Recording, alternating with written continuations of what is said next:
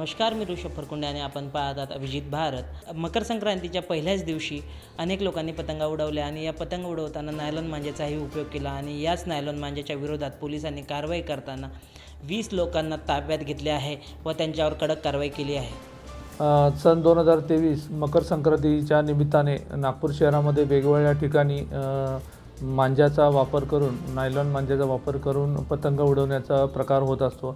त्या अनुषंगाने माननीय पोलीस आयुक्त श्री अमितेश कुमार सर यांच्या मार्गदर्शनामध्ये माननीय पोलीस उपायुक्त परिमंडळ 2 श्री राहुल मदने सर यांच्या मार्गदर्शनामध्ये आमच्या अंबाझरी पोलीस ठाण्याच्या हद्दीमध्ये पांढराबोडी परिसर, जयनगर, सुदामनगरी, त्याचबरोबर फुटाळा परिसर या ठिकाणी आम्ही आमचे डीपी पथक तसेच पोलीस स्टेशनचे सर्व अंमलदार यांच्या मार्फतीने आम्ही टीम तयार करून पेट्रोलिंग करण्यात आली। त्या पेट्रोलिंग दरम्यान आम्हाला वेगवेगळ्या ठिकाणी नायलॉन मांजा प्रतिबंधक नायलॉन मांजाचा वापर करून पतंग उडवताना मिळून आले। त्याचबरोबर काही दुकानामध्ये विक्री करताना सुद्धा मिळून आले। अशा प्रकारे आम्ही एकूण 4 ठिकाणी कारवाई करण्यात आल्या।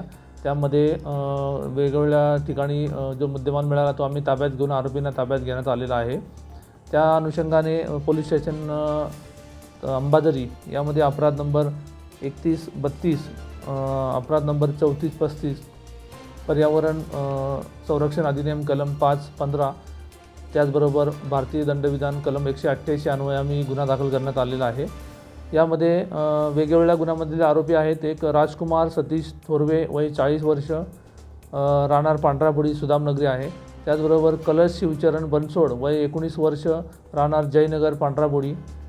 दुसऱ्या गुन्ह्यामध्ये आहेत आरोपी चेतन चंदू ठाकूर वय 24 वर्ष, राहणार तेलंगखेडी रामनगर। त्याचबरोबर जानकी प्रसाद सूरजलाल गुप्ता वय 45 वर्ष, राहणार नवीन फुटाळा।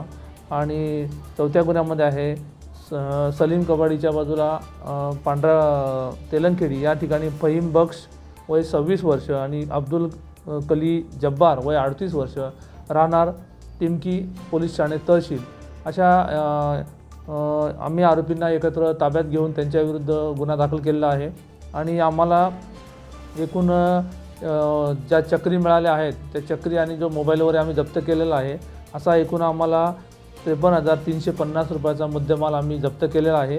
आणि यामध्ये एकूण 35 ते 40 आम्हाला चक्री या मिळालेल्या आहेत। त्या चक्रीचा आम्ही मध्ये जो धागा होता तो धागा आम्ही पोलीस स्टेशनच्या समोर त्याला अग्नी लावून त्याला आम्ही नष्ट केलेला आहे।